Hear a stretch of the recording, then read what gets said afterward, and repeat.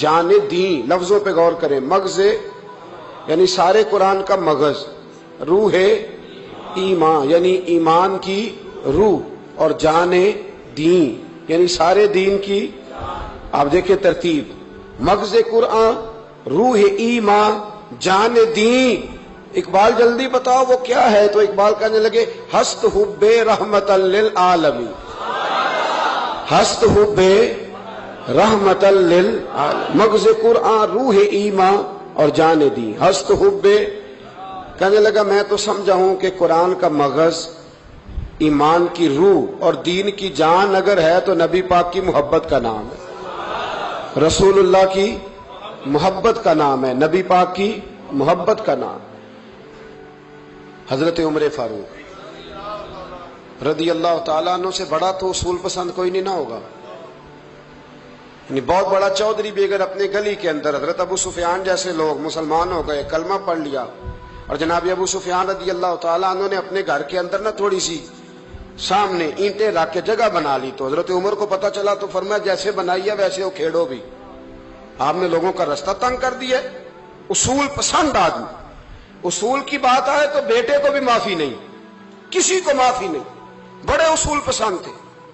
ایک دن لوگوں نے کہا عمر تو بڑا اصول پسند ہے، پر یہ مسجد نبی کی گلی میں جو نبی پاک کے چچا حضرت عباس کا پرنالہ لگا ہوا ہے اور وہ سب لوگوں کے کپڑے کیچڑ سے بھر دیتا ہے، وہ پرنالہ نہیں نظر آتا؟ گلی میں لگا ہے۔ اب تو ہمارے پرنالے اور طرح کے ہیں نا، تو جو حرم شریف میں آپ میزاب رحمت ہے وہ دیکھا نا آپ نے، وہ پرانے زمانے میں جو لوہے کے پرنالے ہوتے تھے، تو وہ واقعی پوری گلی جو تھی نا وہ گزر کوئی نہیں سکتا تھا، اتنا اچھا شاوڑ ہوتا ہی کوئی نہیں تھا جتنا وہ ہوتا تھا، وہ بڑا تگڑا قسم کا پرنالہ ہوتا تھا، تو کوئی شے نہیں گزر سکتی تھی بڑی دیر تک۔ بارش کے رکنے کے بعد بھی ساری چھت سے جب تک پوری مٹی اور پوری توڑی ساری نہیں نا اتر جاتی تھی تب تک وہ پرنالہ نہیں سانس لیتا تھا، تو پرنالہ بہتا تھا، اور وہاں سے بڑا مین گلی تھی مسجد کو آنے کی، لوگوں کے کپڑے آلودہ ہو جاتے۔ ایک دن لوگوں نے حضرت عمر سے کہا یہ پرنالہ نہیں نظر آتا، یہ نہیں اصول پسندی؟ تو جناب عمر فاروق رضی اللہ تعالیٰ عنہ فرمانے لگے اتار دیتے ہیں پرنالہ، یہ بھی اصول پسندی ہے، اتارتے ہیں۔ حضرت عمر فاروق نہ گئے، اور شارحین نے لکھا ہے کہ اونٹ کے اوپر بیٹھ کر آپ نے یوں پکڑ کے نا پرنالہ کھینچا، اور جناب عباس کے گھر والوں سے فرمانے لگے 4 کونے ہوتے ہیں گھر کے، چھت کے 4 کونے ہیں، کسی اور میں لگا لو پرنالہ، کو ضروری ہے کہ نمازیوں والی گلی پہ لگایا جائے؟ یہ کہہ کے آ گئے، کسی کی ضرورت تھی بات کرے؟ حضرت عباس آئے تو لوگوں نے آ کے کہا کہ عمر نے پرنالہ کھیڑ دیا، اور فرمایا کہ 4 کونے کہیں اور لگا لو، تو حضرت عباس مسکرائے۔ لوگوں نے کہا مسکراتے کیوں ہو؟ فرمانے لگے کوئی مسئلہ نہیں، عمر خود آ کے لگا کے جائے گا، جیسے وہ کھیڑا ہے ویسے۔ لوگوں نے کہا وہ عمر ہے، عمر کو بدلنا اور اس کی بات کو بدلنا اور اتنی جرت کہ وہ لگا کے جائے، جس بندے کو دیکھ کے شیطان گلی کا رستہ بدل جاتا ہے، آپ اس کی بات کر رہے ہیں۔ فرمایا میں نے کہہ دیا نا عمر لگائے گا، تو انشاءاللہ عمر لگائے گا۔ حضرت عباس مسجد میں آئے، نماز پڑھی، تو کہتے میں نے بات چھیڑی دی۔ عمر خود کہنے لگے کہ حضور آپ سے تو امید نہیں تھی۔ حضرت عباس سے کہنے لگے بھئی جگہ بھی ہے، 4 کونے ہوتے ہیں گھر میں، کو ضروری ہے اسی کونے پہ لگے جہاں سے نمازی گزرتے ہیں؟ یہ بخاری مسلم کی حدیث ہے۔ حضرت عباس کہنے لگے عمر 4 کونے ہیں، میرے پاس جگہ بھی ہے پرنالے کی، میں نے بھی کئی دفعہ سوچا تھا وہ کھیڑ دوں، اور میں بھی اسی گلی سے گزرتا ہوں، میرے کپڑوں میں بھی کیچڑ بڑی دفعہ پڑا ہے، پر مجبوری یہ ہے وہ کھیڑ اس لیے نہیں سکتا کہ یہ پرنالہ میرے نبی کریم نے اپنے دستے مبارک سے لگایا تھا۔ فرمایا میں مکان بنا رہا تھا، چھت بنا رہا تھا، تو حضور اچانک آ گئے، اور کئی لوگ گواہ ہیں اس کے، رسول کریم تشریف لائے اور نبی پاک علیہ السلام نے فرمایا لاؤ چچا تھوڑا میں بھی کرتا ہوں، اور پھر میرے نبی کریم صلی اللہ تعالی علیہ وسلم نے اپنے دستے مبارک سے یہ پرنالہ لگایا تھا۔ کئی دفعہ سوچا وہ کھیڑ دوں، پھر سوچتا ہوں حضور نے لگایا تھا، لیکن چلو اب تو علت پائی گئی، اب تو سمجھ آ گئی، اصول بن گیا، اب تو اصول بن گیا نا، تو ٹھیک ہے آپ اب اس طرح کریں، وہ کھیڑ دیا تو ٹھیک ہے۔ جناب کہنے لگے پہلے کیوں نہیں بتایا؟ بھائی وہ نمازیوں پہ چیٹے پڑتے ہیں، گلی کا رستہ ہے، فرمایا رس پڑھتے ہیں تو پڑھتے رہے، آپ نے بتایا کیوں نہیں؟ حضرت جناب عباس کہنے لگے کہ آپ کا کیا خیال ہے کہ میں یہ کروں گا کہ لوگوں پہ چھینٹے پڑے اور مجھے پرواہ نہ ہو؟ حضور نے لگایا تھا۔ حضرت عمر فاروق نے نا جناب عباس کا بازو تھاما، تن تندور تے ہڈاں دا بالن، بازو تھاما اور تھام کے نا اسی جگہ لے گئے جہاں پرنالا و کھیڑا تھا۔ پہلے تو اونٹ پہ چڑھ کے لگایا تھا نا، تو اب کہنے لگے حضرت عباس سے کہ آپ نا میرے کندھوں پہ چڑھ گئے، میرے کندھوں پہ تن تندور تے ہڈاں دا بالن، اسی ہاواں نال تپایا، کپ کپ مکیاں پیڑے کیتے، اتوں عشق پلے تھل لایا، تن دا سالن تے من دی ہانڈی، لون صبر دا پایا، غلام فریدہ وے میں ساری تیری، تینوں اجے یقین نہیں آیا؟ فرمایا خود لگائیے۔ حضرت عباس رضی اللہ تعالیٰ عنہ وہ پرنالا لگا کے اترے تو حضرت عباس بھی رو رہے تھے اور جناب عمر بھی رو رہے تھے، آنکھوں میں آنسو تھے۔ فرمایا ہم یہ نہیں دیکھیں گے کہ علت کیا ہے، وجہ کیا ہے، ہم تو یہ دیکھیں گے کہ رسول اللہ کی نسبت کیا ہے۔ نبی کریم علیہ السلام کے دستے مبارک لگ گئے، ساری وجوہات ختم ہو گئی۔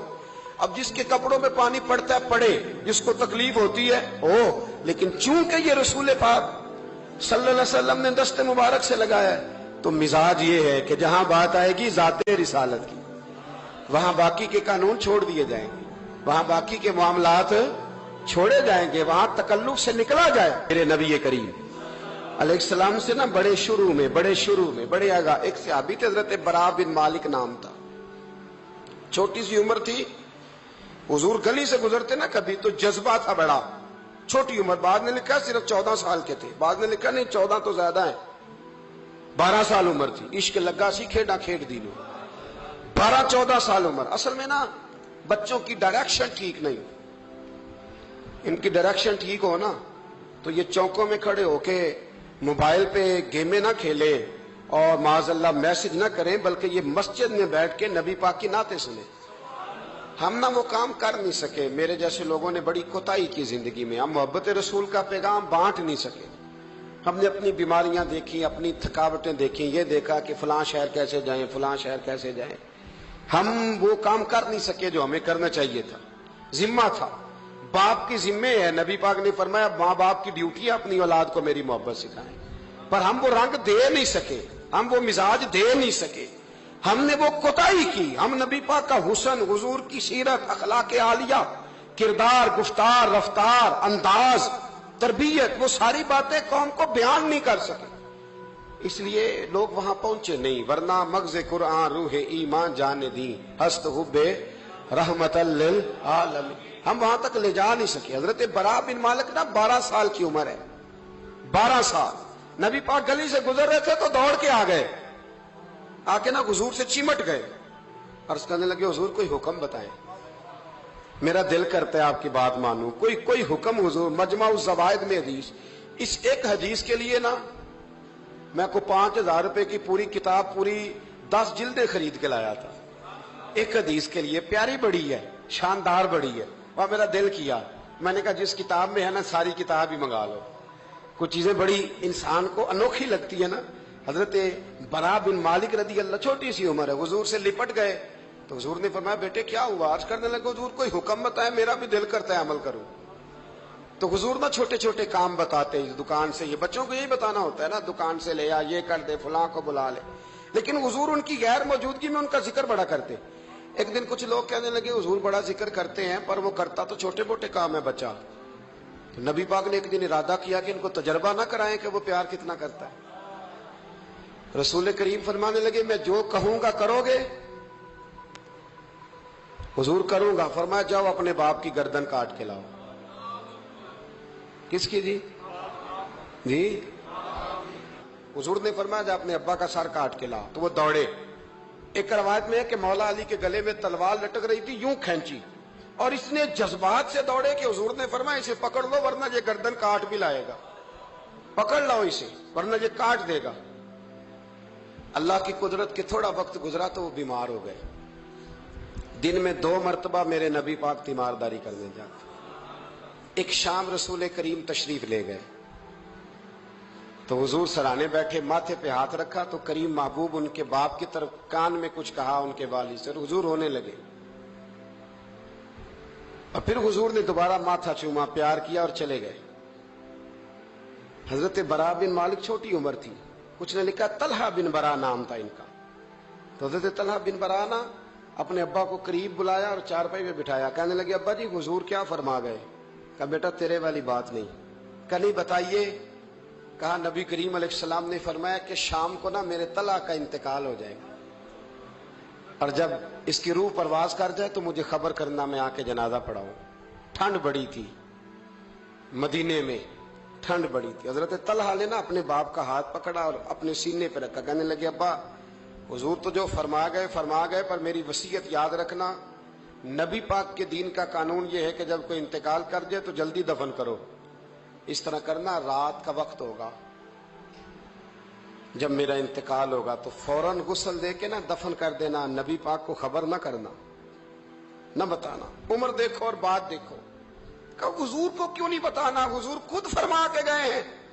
تو کہنے لگے رات کا وقت ہوگا تو جن گلیوں سے حضور نے گزر کے آنا ہے نا وہ یہودیوں کے محلے ہیں. ایسا نہ ہو کہ میرے جنازے کی وجہ سے کوئی یہودی میرے نبی کو تکلیف دے دے، میرے جنازے کی وجہ سے. یہاں کہتے ہیں حضرت صاحب مجھے بڑا پیار ہے آپ سے، پر میرے گھر ضرور پہنچے، جیسے مرے یا جیے وہاں شام کو آپ کو پہنچنا پڑے گا. میرے رسول کریم علیہ السلام کے غلاموں نے دیکھو انداز محبت کیا بیان فرمایا. کہا نبی پاک کو تکلیف نہ ہو میری وجہ سے، میرا جنازہ خود ہی پڑھ کے مجھے دفن کر دینا. ان کا انتقال ہو گیا، رات کو دفن کر دیا. صبح حضور تشریف لائے، وہ محبوب جنہیں اللہ نے غیب کے خزانوں کی کنجیاں عطا فرمائی. فرمایا بتایا کیوں نہیں؟ مجھے بتاتے، میں خود جنازہ پڑھتا، میں خود نہ قبر میری تے میرے اپیرا جے کر پاویں پھیرا، قبر دے اندروں ہڈیاں اٹھ کے مجرا کر سن تیرا. کہا بتایا کیوں نہیں، خبر کیوں نہیں کی؟ میں جنازہ پڑھتا، میں خود پہنچتا. تو باپ رو پڑے، عرض کرنے لگے حضور میرا تو پتر تھا، میرے لیے اس سے بڑی سعادت کیا ہوتی کہ آپ جنازہ پڑھاتے، پر اس نے وصیت کر دی کہ حضور کو بتانا نہیں، تکلیف ہوگی. نبی کریم فرمانے لگے بتاؤ مجھے اس کی قبر کہاں ہے. اور یارو غور کرنا، ساری دنیا گنبد خضرا روضہ رسول پہ اور نبی پاک ایک غلام کی قبر پہ تشریف لے گئے. خود نبی کریم گئے اور آج حضور نے دعا انوکھی فرمائی. فرمایا اے اللہ جب میرا طلحہ تجھ سے ملے نا تو ذرا اس سے مسکرا کے بات کرنا، جو تیری شان کے لائق. رسول اللہ کی محبت، نبی پاک کی غلامی، رسول اللہ کا پیار. اعلی حضرت کہتے ہیں جان ہے عشق مصطفیٰ، روز فضو کرے خدا. او بھائیو جس کو ہو درد کا مزہ وہ نازے دوا اٹھائے کیوں. اور اعلی حضرت فرماتے ہیں جلنا تو ہے، کوئی دولت کے لیے جلتا ہے، کوئی شہرت کے لیے جلتا ہے، کوئی اقتدار کے لیے جلتا ہے. فرمانے لگے اے عشق تیرے صدقے جلنے سے چھٹے سستے، جو آگ بجھا دے گی وہ آگ لگائی ہے، جو ساری آگ بجھا دے گی وہ